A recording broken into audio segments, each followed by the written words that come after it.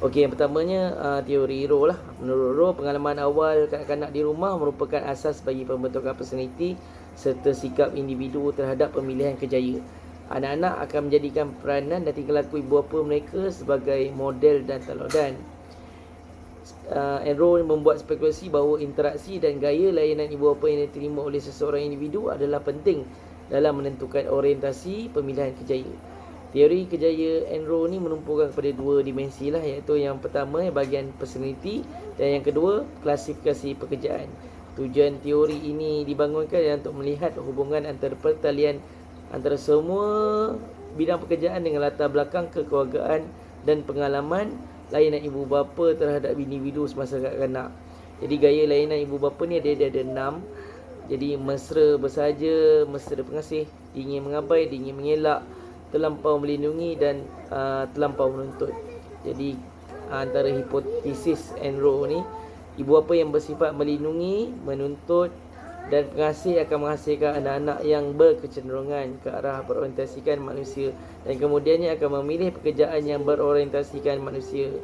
Jadi kalau sekiranya ibu bapa yang menolak, mengabai dan bersahaja akan menghasilkan anak-anak yang berkecenderungan ke arah tidak berorientasikan manusia dan kemudiannya akan memilih pekerjaan yang tidak berorientasikan manusia. Okey, teori yang kedua iaitu teori perapatan. Teori ini dia mengkaji peranan ibu bapa dalam membentuk kehidupan seseorang. Okey, dia ada 3, iaitu perapatan selamat, perapatan bimbang ketidakketentuan dan perapatan mengelak. Perapatan selamat ni keadaan apabila kanak-kanak boleh menerokai dan memahami persekitaran mereka dengan rasa selamat dengan kehadiran penjaga. Walaupun terdapat orang asing, mereka tidak merasa bimbang dan boleh bergaul dengan orang asing tersebut. Yang kedua, itu perapatan bimbang ketidaktentuan, keadaan apabila kanak-kanak merasakan tekanan apabila orang asing berada dengannya.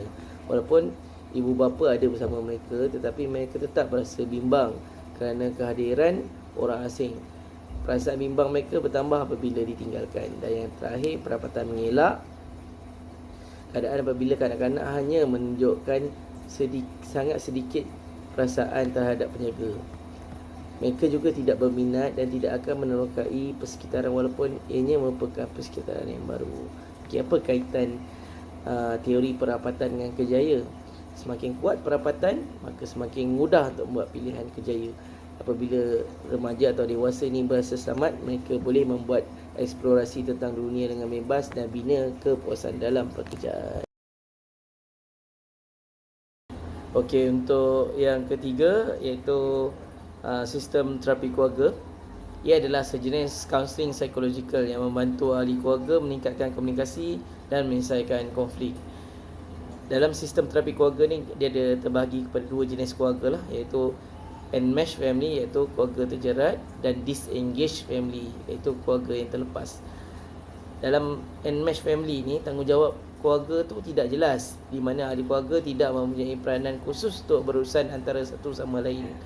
Dan disengaged family pula, tanggungjawab dalam keluarga ni ditentukan oleh ibu bapa, iaitu salah satu ibu bapa ni mengambil peranan authoritarian dan membuat keputusan untuk individu lain dalam keluarga.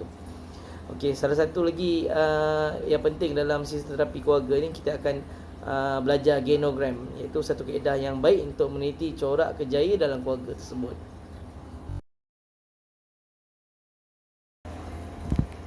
Okey, bagi yang keempat, Philip Developmental Relationship Model.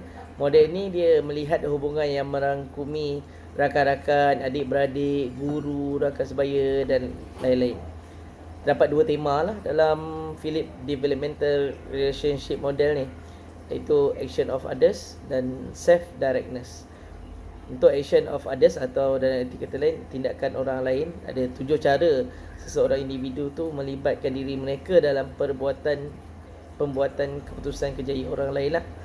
Iaitu yang pertama, sokongan tidak aktif, sokongan tanpa syarat, maklumat disediakan, alternatif disediakan, penolakan, bimbingan paksa dan kritikan. Okey, bagi arahan kendiri pula atau self-directness, 8 cara seseorang individu boleh mengambil bahagian dalam mencari orang lain untuk membantu dalam membuat keputusan kerjaya dia.